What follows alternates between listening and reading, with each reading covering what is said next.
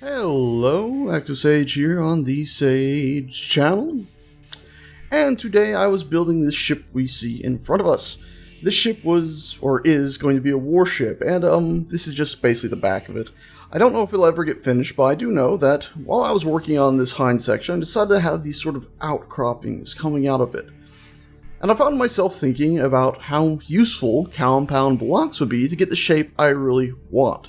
Now, if you don't know, compound blocks are basically blocks within blocks. They have them in medieval engineers, are very useful for making thin walls, basically. Amazingly useful for making interiors and things like that, so you don't have these 2.5 meter wide walls everywhere. They're also very useful for making interesting shapes. And usually, when I think about them, I actually do mainly just think about not really the interesting shapes, but the interior walls and other things such as that, like furniture. The usages of, let's say you build a hallway block or you have a passageway block. You can put a light inside that same block, basically, without needing to have a specialized block for it. That would be extremely useful. That's usually how I think about compound blocks.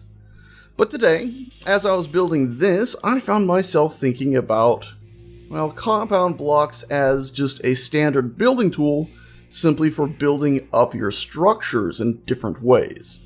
So, with that in mind, my original plan here was to have this thing outcropping just as it is right now. It would stick out like that, and then fold back under once it reaches sort of this edge right here we're looking at, left to right.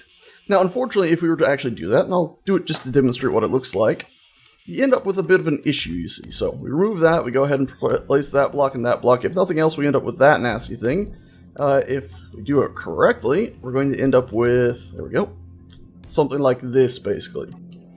Where now you have this big square cut in right here, stuck into the side of things. We get the shape we wanted, but now we have to deal with this. And if we were to actually finish it off, it would look something along the lines of this here. Actually, let me fully cap it, that way we can say we did it all the way, like so. So now we end up with something like this, which doesn't exactly look the best in the world, honestly, especially when you get farther away. It just looks like a very strange cutout. It doesn't match with the angular angles that we have elsewhere.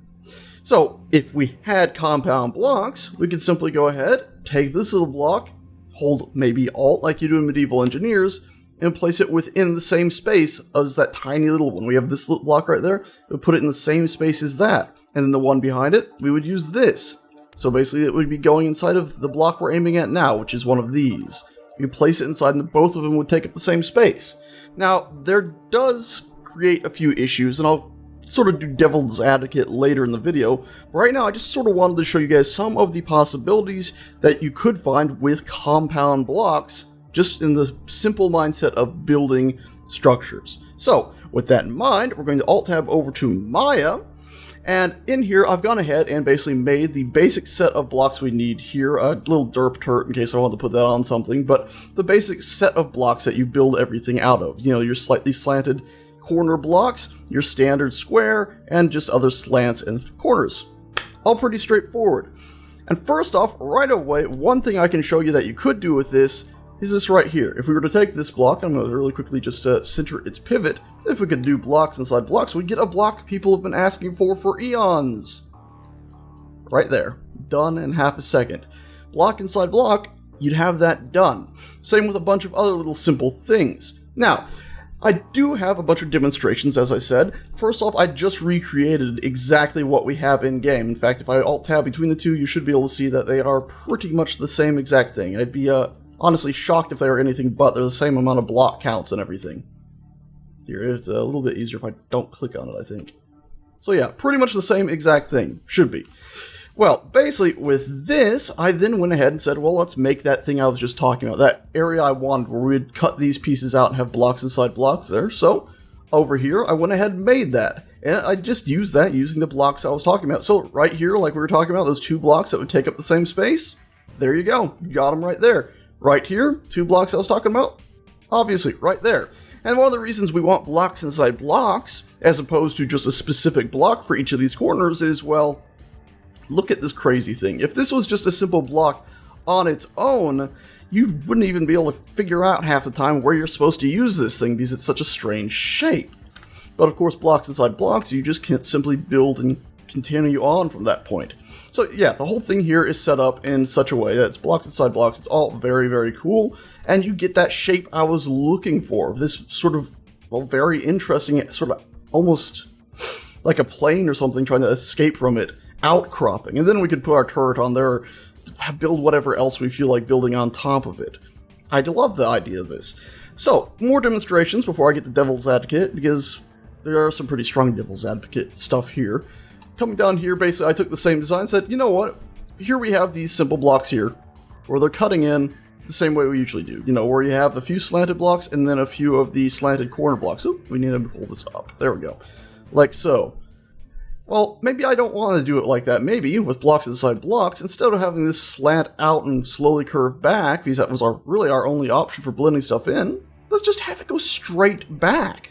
Why not? If you can boot blocks inside blocks, you can now create something like this, where it's just going to be all stuck into one. So you get this nice little slanted corner, which is a block I think we've seen in some mod packs where it goes from far corner to far corner, sort of invert corners, sort of like what we were showing way over here when we looked at this here. Simple stuff that you just make in seconds if you had compound blocks inside blocks. Very, very cool stuff. And of course, I did keep going from here on, just undoing some of my movements. There we go. And had that in there. I didn't quite like it more, but that does give an interesting idea that maybe you could have a bunch of these coming out of a wall and going down, and they'd be the supports for a ceiling then, and this would just carry down with the same shape, and they'd just be all coming out of this arched ceiling. I mean, small ship, big ship stuff. Lots of interesting designs you could build. Anyway, I added some more. I just decided, well, let's just have it look more like a docking cowling coming out of the side of a ship or something like that. Because, of course, often I like building docking cowlings somewhat like this. Of course, I'd probably move all these up one more block if I was to actually do that. There we go. And then shift this down a little bit. Excuse me 1 second while I set this up. And then flip this over, of course, because we need it on the other side. Forgive me for not having this already set up. I probably should have set this up, but just giving you an idea of what it looked like a minute ago, and then giving you the idea of, I like having docking cowlings like that. And then, of course, over here we have the same blocks inside blocks set up. And, of course, I can just go ahead and really quickly grab all these and move them up so it actually looks properly like the docking cowling I was trying to set up. And move you, move all of our movement points to one spot so it doesn't freak out. There we go.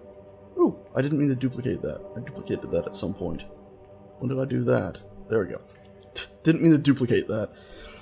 There we go. So move it up, and now you can see more of what I'm talking about the docking collar, where it looks like it's just going to come out of a ship. And in the past, what you would have had to have done here is exactly what we did over here, is where you have these points where it sort of blends it in over time. See, I can even copy this one and move it over here and just show you exactly what I'm talking about.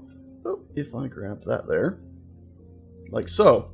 So in the past, you would have had to have done that to blend it in. And if this wall kept going all the way up, if it didn't just stop right here and actually had pieces going all the way up to the very top, tippity top, well, maybe that's not what you want, because it makes this strange little flat area right there. Maybe you want it to keep on going. Maybe you want it just blend straight in. And that's sort of what I'm getting at, is the idea that if we had blocks inside blocks, you can make so many interesting things with such ease. At least from the creative side. Because now, we can just go ahead, because obviously with this we get that flat triangle surface there that maybe you don't want. Now we can just go ahead and grab this block, and this block, and in fact, we can delete this block here and delete this block here, because we don't need blocks inside blocks for a solid cube. So we're going to shift our cube back, filling in that hole, and then look, we can just grab these and shift them back too. But these will, of course, boop, be merging with another one to get that same shape we were talking about a minute ago. So we get this cool, this docking collar that shoots out of the side of a building. And of course, with blocks inside blocks again, you could do other cool things, like, I don't know, if we were to select, let me try to make sure I get this right here. Forgive the grid for a second. Boop. Actually, I think I only need you. This line right here. There we go. If we were to grab all of these, we could go ahead and, give me 1 second to find the right spot to do this. There we go, flip them over, so they're the other way around, and now look, if we were to go ahead and match these to here, now we could have had this whole thing carry on back up, and this facility, this section right here, is now coming out of what would be this pincher area that you couldn't have before. You couldn't have that shape in the past. Let me just copy a few more to show you what I'm really talking about. There we go, like that. So now you'd have this thing coming out of this sort of really strange, interesting area. And of course I could grab some of these blocks up here and just go ahead and fill in some of these open gaps, because that might be playing with your eyes a little bit if I could just go ahead and fill these in. There you go. So now look. Very, very strange little docking color stuck in the edge. It just, if we had compound blocks, it just opens up a whole world of different possibilities for building ships. Such strange and interesting designs you've never seen before. Let me just go ahead and really quickly show you, and I think I got the lighting set the right way here. I did a number 7, so we can see the lighting a little bit different. Might make it pop out a little bit. It's a little hard, and things feel a bit flat sometimes in here. But anyway, I got two more to show you just really quickly. This one and this one, where I've gone ahead and, well, just things you wouldn't ever really think of in the current system, like this here, where it's really hard to grab this sometimes. Come here, little guy. Got ya. And this block. Both of these are taking up the same one. Such a tiny little change, but when placed actually in there, well, it builds to this thing the way it's coming out of that surface. And same with, of course, like this block and this block. Very, very simply put together, but it creates something so different. And of course, if you look at it from the top, you can see, once again, it's got some variation here where you just can't build this currently, because these are two different blocks that are stuck into each other. If I pull them apart, I'll let you see them a bit more. There you go. And put them back together. There you go. So it's simple little things, but it's such a big change, really, because you can build so many different things that currently you can't get, or stuff it just looks like it's merging together. Also, we of course have the same thing over here where I've just pulled it out all the way so it looks like it's sticking out of a building more. You could imagine this maybe on the side of a large ship, then you'd have your big cannon right here or something like that. Anyway, that's just a few demonstrations. I'm really I like the idea of it just because of the amount of freedom it would give people. But I do have to play devil's advocate. There's an issue. There's a big issue with this. The biggest issue is that a lot of times for stuff like this, I think it would basically have to be, okay, you've put these two blocks together, we're going to swap out the blocks you put in there for basically a block that does look like that strange one. Because if they didn't do that, well, for one, that's a big change on its own, because currently their system isn't really swapping out model, or isn't really putting a square model in there, it's sort of just drawing planes, and they can pop these planes in and out of existence for performance. But for another reason, they'd have to do that because of things like this. Look right here where my mouse is circling. When I move, we get flickering. That's called Z-fighting.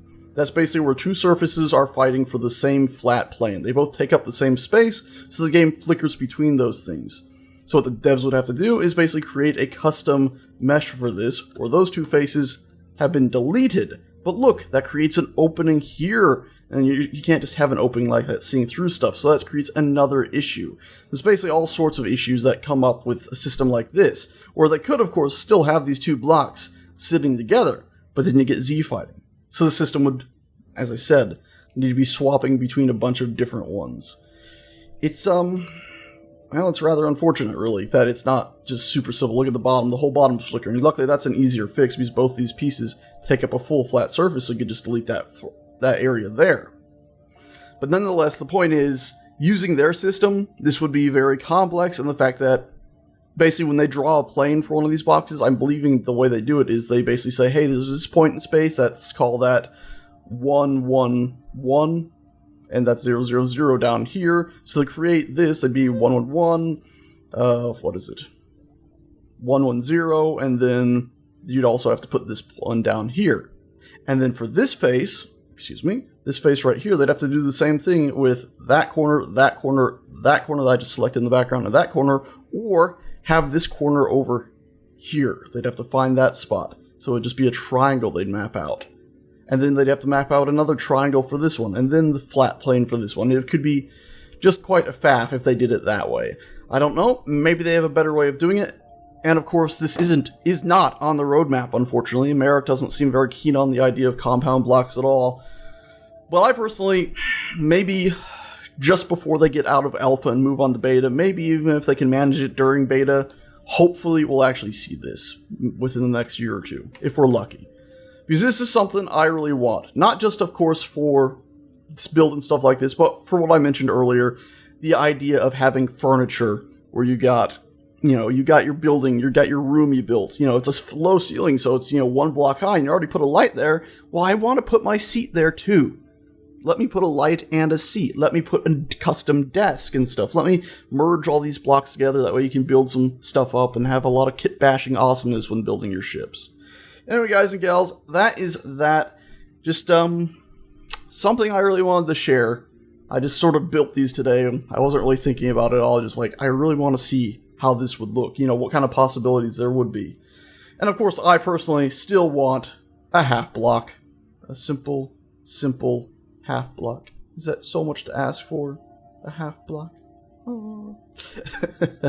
Anyways, guys, gals, I'm done. Thank you a bunch for watching, and I shall see you next time. Ta-ta.